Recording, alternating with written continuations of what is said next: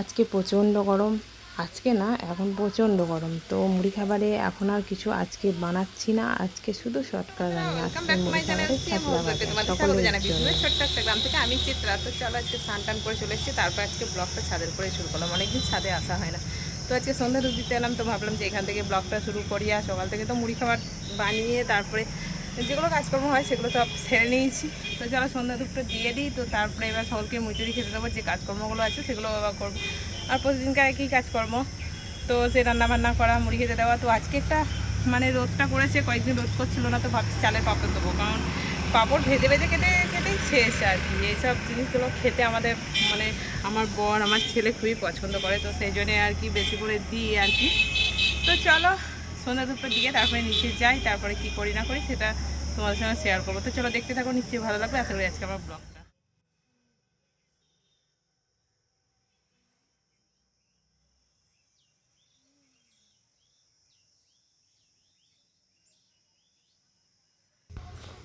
তো মা তো সন্ধ্যা ধূপ দিয়ে গিয়েছে, তো আমি একটু মতো পুজো করে নিচ্ছি, কারণ আমি আজকে স্নান করেছি। তো স্নান করলে আমি একটু পুজো করি, তাছাড়া আমি এমনিতে পুজো করি না, কারণ মাই সন্ধ্যা ধূপ দেয় প্রতিদিনকার নিয়ম। আমি তেমন উপরে আসি না সন্ধ্যা ধূপ দিতে। তো সেটাই যখন এসেছি তোমাদের সঙ্গে একটু ঠাকুরঘরটা শেয়ার করে নিচ্ছি, কারণ অনেক দিন শেয়ার করা হয়নি, আমার ব্লগেও তোমরা দেখতে পাওনি। তো দেখো আমাদের ছোট্ট খাট্ট ঠাকুরঘর কেমন লাগছে নিশ্চয়ই কমেন্টে বলো।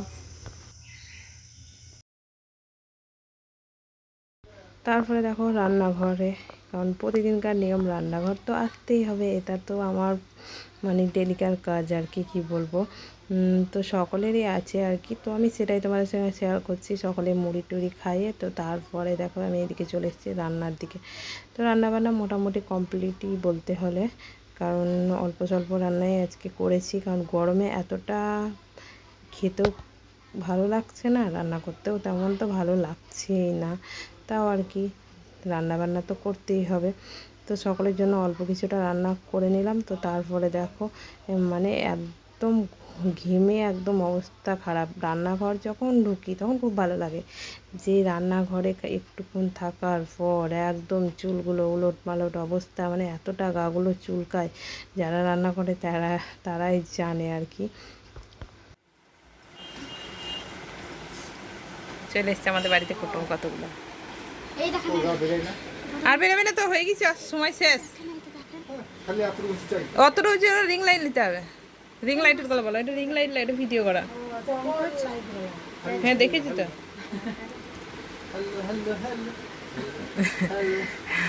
ওটা হবে না, আখানে হবে তো, নিচের দিকে একটু তো উঠবে, একটু উঠবে। হ্যাঁ নিচেরটা, ওই তো, হ্যাঁ ওইটা ওটা ওখানে নামবে, ওটা ওখানে উঠবে।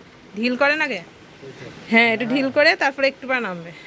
ওটা নেমে গেলে পরে একটু পরে উঠবে। হ্যাঁ আখি নামবে, একবার সেটিং হবে নিচে নিচে, বাস যে টাইট করেন। হ্যাঁ ওটাকে পরে উঠবে, তাও ওখানে উঠবে অনেকটাই। দূর থেকে করলে পরে হবে যে অনেকটাই মুখ কাছে যে। ওরকম করে কেন, এখন পিছিয়ে যান, অত দূর থেকে কাছে থেকে করলে কি হবে। হ্যাঁ ওই ওখান থেকে আসবে, ওটা কিন্তু এটা সাপটার জন্য, ভিডিও করার জন্য, এটা তো রিং লাইট লয়।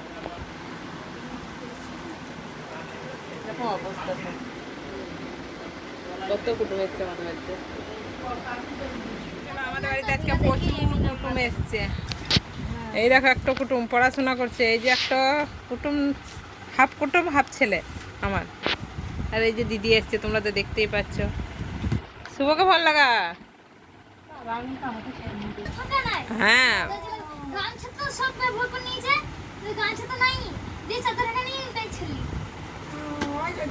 হ্যাঁ, তো লজ্জা লাগবে না, লজ্জা লাগবে না। দুজনাতে ঝগড়া লেগেছে। এই তোকে দেখো, এটা হচ্ছে দাদা, এটা হচ্ছে ভাই। দেখে মনে হচ্ছে বলো দাদা ভাই, দেখে মনে হয় না। হ্যাঁ বসেছে দেখ, ছোট বড় আগু পেছে মোবাইলে ছোট বড় বেশ বোঝাও যাচ্ছে, কালো আর সাদা। 40টা করবো মা। আমাদের দলবলের খাওয়া দাওয়া চলছে। খালি গায়ে হলে তো কি হলো, দলবলের খাওয়া দাওয়া চলছে। এখানে আমি তো চিকেন আর রুটি রান্না হয়েছে, খাওয়া দাওয়া চলছে সকালে। কি কি দেবো আল্লাহ, বারবার চিল ফেললে আর খাওয়া যাবে? যে খেয়েছে তাকে দাও, আত্মা চাইছে। আটটা চাইছে বাবা, আটটা ও খাবে তো দাও। দিবেন? তুলবি? তুলবে না। পেটে হাত বুলিয়ে চলে ছিল, হাত বেরিয়ে গেল তখন তো পেটে হাত বুলিয়ে চলে ছিল। কি বলবো, মানে এত রান্না ভালো হয়েছে যে খেতে আর পাচ্ছে না। মাংস খাই না। তো চলো ব্লগটা এ পর্যন্তই, টাটা।